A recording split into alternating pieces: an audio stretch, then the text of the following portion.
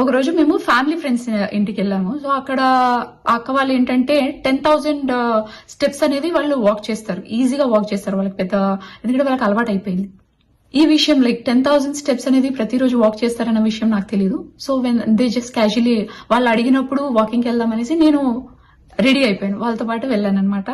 అక్కతో పాటు వాకింగ్కి వెళ్ళాను. సో ఆల్మోస్ట్ 8 o'clock కి నైట్ వాకింగ్ స్టార్ట్ చేశామన్నమాట. ఇక్కడ చాలా వెళ్తురు ఉంటుంది, అసలు చీకటి అవ్వదు తొందరగా ఎండాకాలంలో కదా.